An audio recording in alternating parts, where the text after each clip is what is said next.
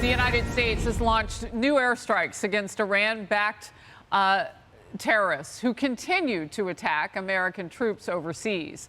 So far, our side has killed 6 Iranian proxy fighters, the first death since the U.S. began its airstrikes nearly 1 month ago. They've hit us 52 times, and we've hit them 3. Do the math. This is Outnumbered. I'm Harris Faulkner, here with my co-host Kayleigh McEnany. Also joining us, Fox & Friends First co-host Carly Shimkus, and Hudson Institute Senior Fellow Rebecca Heinrichs is here. Great to see you in person. Fox News contributor and Senior Fellow at the American Enterprise Institute, Mark Thiessen. Let's start. The Pentagon confirmed U.S. warplanes bombed 2 facilities inside eastern Syria. Both belong to Iran's Revolutionary Guard Corps. One was a major training center, we're told, the other a Revolutionary Guard safe house.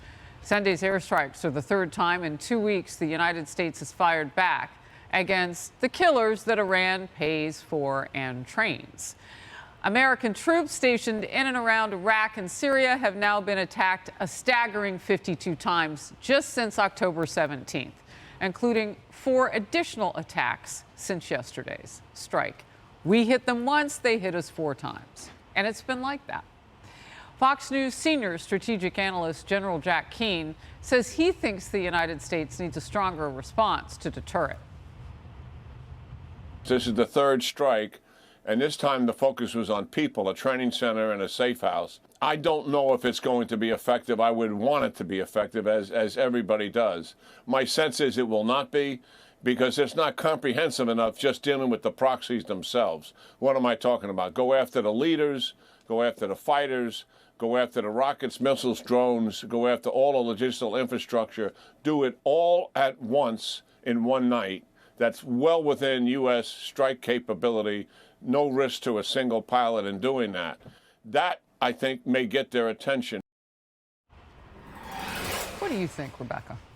Well, I agree with the general. I mean, no administration has a worse grasp on the concept of deterrence than this administration. You have to understand what the Iranians want. The Iranians want the United States out. So they're going to go through these proxies to continue to attack U.S. bases until the United States responds and goes in after a significant counterstrike against the IRGC and communicates to the Iran regime that we're not going to tolerate this. These attacks are going to continue. You know, I've been talking with military hierarchy, some of them retired. Recently, some served in previous wars 30, 40 years ago. And they all to a person tell me that none of this will deter Iran at this point, that they have made so much ground up in 52 times that we would really have to hit them hard. So my question is, we've lost the sort of advantage of retaliatory or the equality in terms of how they hit us. What do we really need to do? Well, that's the momentum issue, and that's about reestablishing deterrence. So it's going to have to require an enormous strategic shift in the thinking of this White House to do what is necessary. You're right, Harris. I mean, we are on the back foot. I mean, there's this saying, either we run the show or the show runs you. And right now, it's China, Russia, Iran running the show.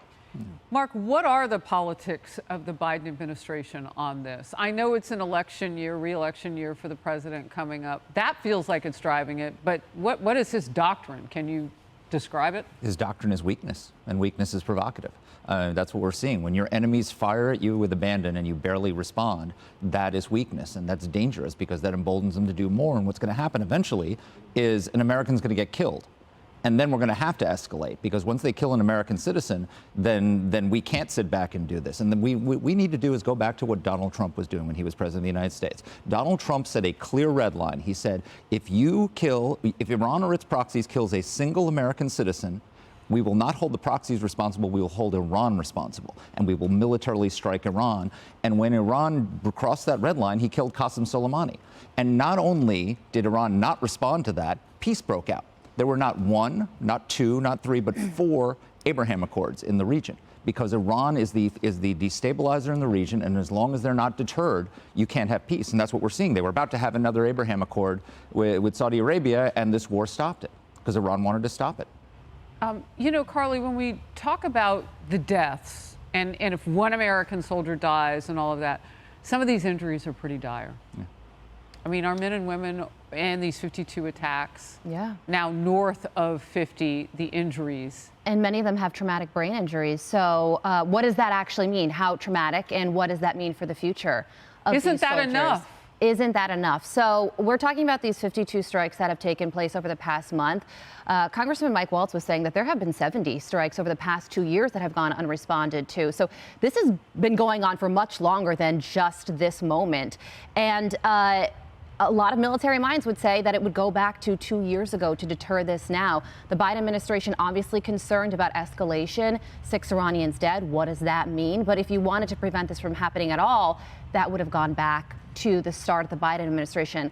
Also, I want to talk about the money. John Radcliffe said that in 2020, the United States was listening to Iranian military and political leaders, and they were saying, we're out of money. We cannot fund Hamas and Hezbollah anymore. And they told the Biden administration that, and they ignored it, and they reversed the Trump administration's maximum pressure campaign. And now the Wall Street Journal has a headline that says that Iran has made an additional $32 to $35 billion since Joe Biden took office because they can now export more oil. So it's military, but it's also money. Yeah, and it's also all the ammo and drones and other things, missiles, ballistic types of ammunition that they have put on the market just since a few days after. Well, actually, you know what's interesting? So it would have been that very week when all of those Iran proxies started hitting us that the United Nations sanctions rolled away. And we didn't backstop that with our own sanctions saying, no, we're gonna clamp down where the UN is letting up. But from what Carly's saying, I just don't think that this administration has learned from Biden's 50 years in office. No, I mean, these are great examples you all have given. I mean, Carly, you're exactly right, reversing Trump's maximum pressure campaign. But even beyond that, you know, as Trump was on his way out, what Pompeo did was designate the Houthi rebels, who, by the way, shot down a Reaper drone last week, a U.S. Reaper drone, designated them as a terrorist group. One of Biden's first actions with his State Department was to delist them. Why would he do that? Yeah. It confounds me. It confounds me because we've gone from peace through strength to violence through weakness. Here is where we are at. And I talked to Keith Kellogg Friday night on Hannity, and he said to me, we need an escalation ladder that we're not afraid to climb up. We're not afraid of provoking the other side. He said, to quote him exactly, you need to put something at risk that Iran does not want to lose. And he said, what Trump put at risk was, we went for Soleimani. Next up, we're coming for you, Ayatollah. Yeah. He said, so we need to say, Ayatollah, we're not afraid to come after you. We're not afraid to dismantle your drone factories. We're not afraid to dismantle your Navy, Iran. They need to know we mean business. But right now, we just delist the Houthis. And by the way, bipartisan efforts on the Hill now to relist them. You have Democratic congressmen pressing a Democrat commander-in-chief to be stronger. That is sad.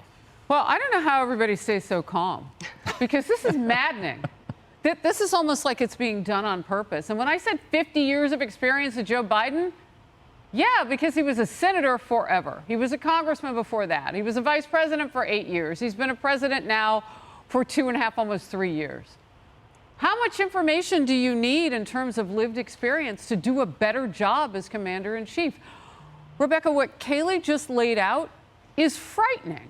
No, it is frightening, and it is on purpose, actually, because the Biden administration came in and did very intentionally undo the Trump administration's approach towards the entire Middle East.